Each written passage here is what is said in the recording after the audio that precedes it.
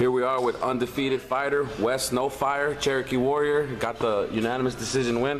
How did you feel about your performance today, man? I felt great. You know, I had a little bit of a longer layoff than most of my career. I had 6 months off, and so came back in there and did my thing.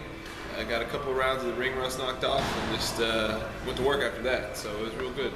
Now you had an awkward opponent, man. He was literally turning his head at some times. It kind of looked like he didn't want any. And when you were catching him with a few shots, you know, the ref was telling him you're the one turning around.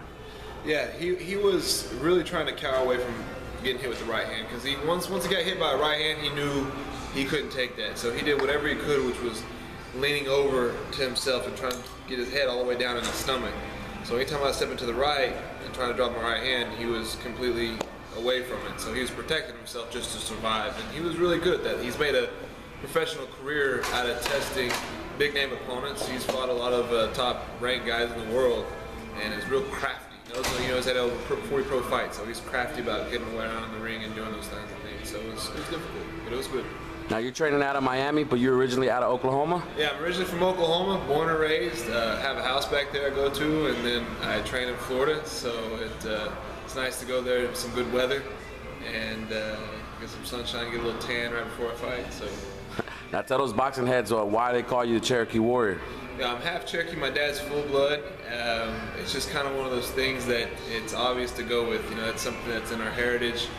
We have some outstanding warriors all through the beginning of time that you can even have history written down on Cherokees. And to be able to have the tribe recognize me as being a Cherokee Warrior, it's something to be very unique and proud of, that they recognize me as being that next front person that can do those kinds of things. Nice respect right there. Definitely probably gonna make some more fans after this interview. Now you improved to 15-0. How do you feel like your pro career has progressed thus far? You know, my pro career has gone really well. Like I said, I'm a big power puncher, so most people don't survive after the first round with me. And to have a guy who went 6 rounds, credit to him learning how to do the things. And then the other thing was it just helped me get more progress and learn myself. It's just more rounds you get to learn about yourself in the ring. So now it's just slowly making the right steps forward to where everybody wants to be, which is fighting for a world title soon.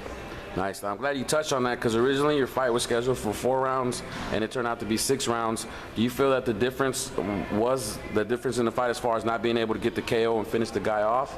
Because both of you guys kind of looked tired towards the end. Yeah, it's one of those things that it was kind of a mishap. It was supposed to be scheduled from 6 all the way from the beginning. I think the commission had it wrong whenever they submitted it. Fought 6 rounds and went 6 rounds before it passed. So it's not as much as that.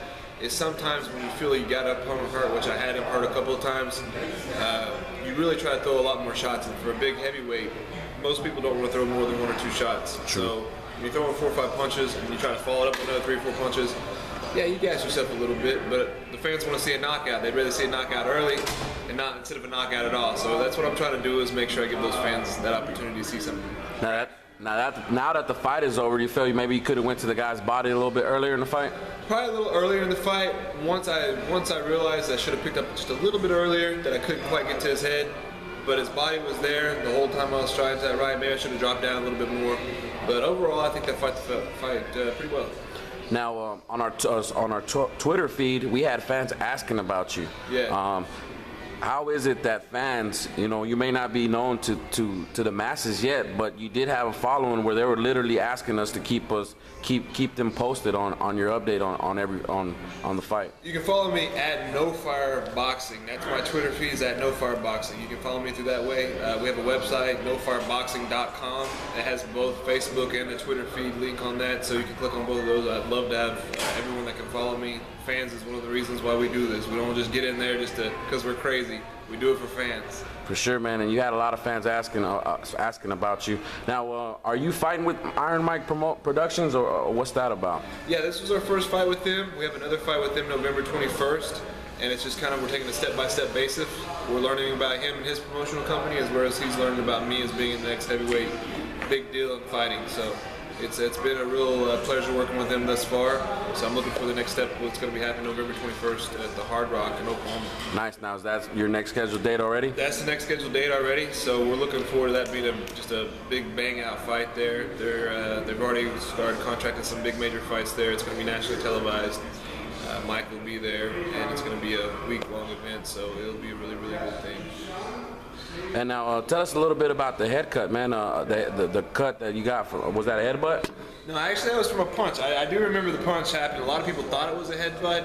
I felt the punch land. It was actually from the inside of his glove, and I think it stuck right there when it hit. So his inside of his glove caught there, where the laces generally are taped down.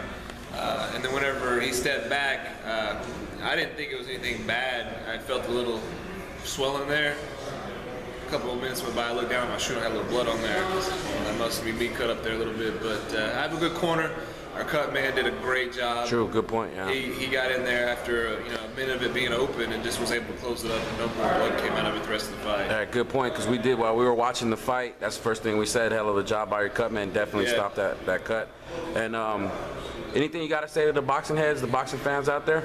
Just follow me, and you're going to see some amazing things come. I know a lot of people's looking for a heavyweight. Mike's been looking for a heavyweight. That's the reason why he's had some interest in me. And so you're going to see some explosive things happen within the next year, and you'll be surprised. So just follow me on that, and you won't be disappointed, that's for sure. And you're pretty tall, man. How tall are you? Yeah, I'm 6'6", so I'm compared to Vladimir Klitschko, but I'm not that boring, walk you down like a robot fighter. I'm going to actually bang with you a little bit. If you want to go to war, if you want to try to hit me, you can hit me. I'm not going to walk around and be a boring fighter. You saw me take some punches tonight. I dropped my hands and look at him and said, what? He just hit me. Right. So what? It's not going to hurt me. Right. We'll come back and come on. Let's get after it a little longer. So I'll make it more exciting than just some boring, tall, heavyweight fighter. Sounds good, man. Well, we appreciate the time. Thank you for joining us, and we'll be on the lookout for you. Appreciate it. All right, thanks. True.